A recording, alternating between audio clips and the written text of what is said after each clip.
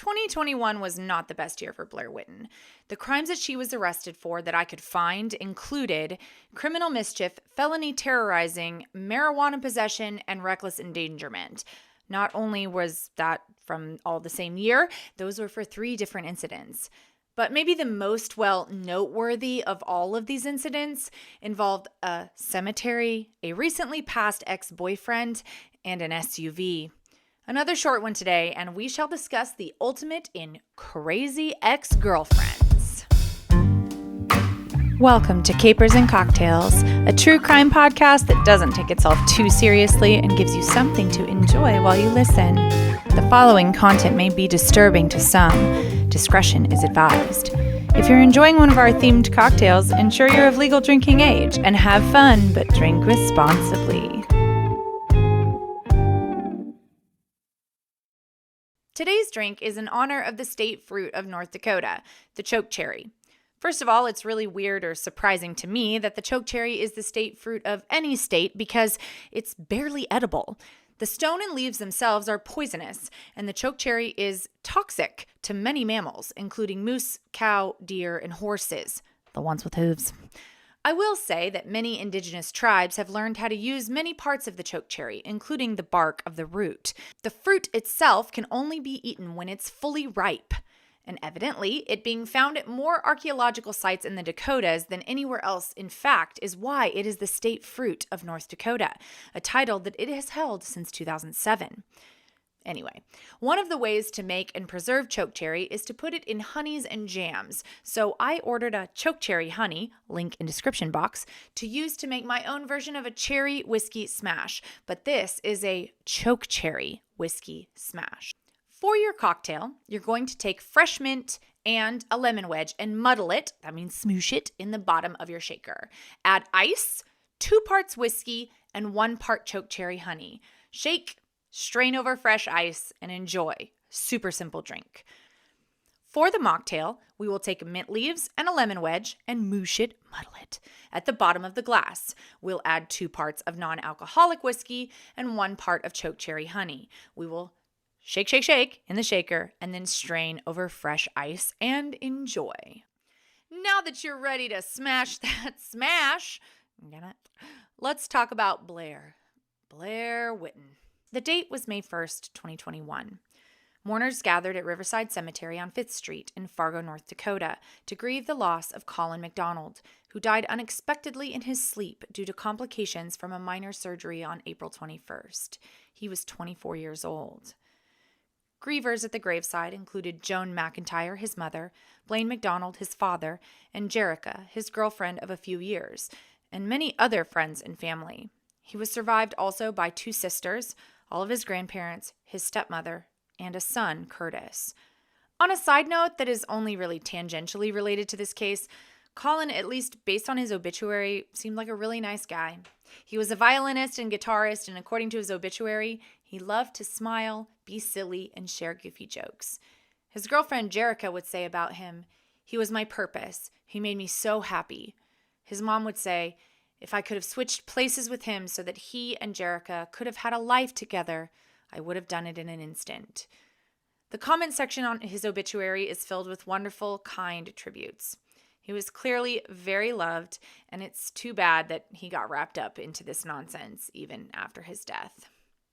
Shortly after Colin's death, 28-year-old Blair, his ex-girlfriend, started posting some rather unhinged social media messages, including claiming that she killed him. And on a post about the service, she commented, "Dead pedophile 666. Thank the powers that be. Thank me." Shockingly, that and the fact that she had allegedly been threatening Colin for the last 5 years led her to, not be invited to the funeral services. But evidently, that was not going to stop Blair Whitten. On that blustery, unseasonably warm afternoon, she hopped into her SUV and drove to the cemetery. According to her, she was sitting in her car, minding her own business, when people approached her vehicle. She told authorities later that she thought those mourners were coming to hurt her, so she drove off, careful not to hit anything and without any incident. According to lots of other people, however, Blair drove her SUV at a high rate of speed across the cemetery, trying to mow down attendees to the ceremony. One witness had been approaching the SUV to ask Blair to leave and had to jump out of the way of her speeding vehicle. Many witnesses said that she was driving over gravesites, trying to run people over. Jerica told news reporters she knew that she wasn't welcome, and what she did instead of leaving peacefully was try to run somebody over and run somebody else over, which was me. There were elderly, there were children, there were people here that weren't even here for Colin's funeral. They were here for their own people, and they didn't know what was going on. Joan, Colin's mother, would say, "All of a sudden, I heard someone screaming and yelling, so I came out of the tent to find a car taking off at about 50 miles per hour, and people screaming, 'She just ran me over.'" Several members of the public flagged down police officers, and one of them detained Blair on the north side of the cemetery, where she identified herself.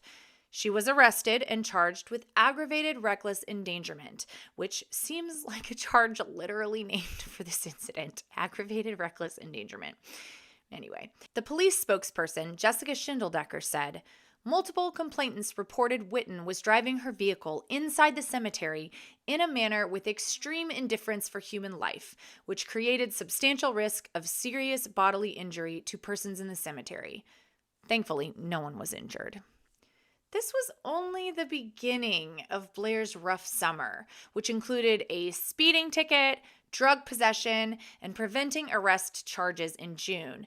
Then in July of 2021, she was accused of several crimes, including terrorizing an adult victim. Evidently, on July 13th, at a North Fargo apartment building, a family asked Blair to leave after she arrived looking for a friend who had been killed at a different apartment in that complex in 2015. She then threatened to sodomize the family's dog and burn the house down. Geez, what did the dog do to her? She also kicked a dog ornament in the yard, she doesn't like dogs evidently, and threatened to have other people come over and kill the guy who was just sitting outside with his dog. A neighbor would see her come back later holding a rock. In a strange event preceding her summer of mayhem, Blair was also charged with one count of criminal mischief, another well-named crime, relating to an incident in the early morning hours of April 17th, 2021, in which she spray-painted black a marble statue of Jesus, which stood outside St. Mary's Cathedral in downtown Fargo. She was caught on camera doing the entire thing. No one really knows the motive, except for, as it turns out, criminal mischief. Sorry. Blair initially pleaded not guilty to the incident at Colin's funeral, but on September 27th, 2021, she ended up pleading guilty to the charge of reckless endangerment in the case, avoiding a misdemeanor jury trial. She was given credit for the 95 days she spent in Cass County Jail and was given fines of $360, which were evidently waived. She was placed on 11 months of unsupervised probation and then was free to go. Seems like a small price to pay for almost mowing down an entire group of mourners, in addition to all the other exploits of hers during 2021. She was also ordered to obtain a mental health evaluation and to have no contact with any of her victims, which, let's be honest, are probably the things that Blair and her victims needed the most. When the final case involving the poor dog victim was settled on January 3rd, 2022, Blair Whitten would end up with time served for all the cases and would be put under supervised probation until 2024. I don't know what has happened to Blair, but I hope she's doing better. I couldn't really find much of a digital footprint for her, but there is a Facebook page with a picture that bears a striking resemblance to her. To find it, type in Blair Witch with an H in the witch for Whitten, and then put a bunch of sixes after it.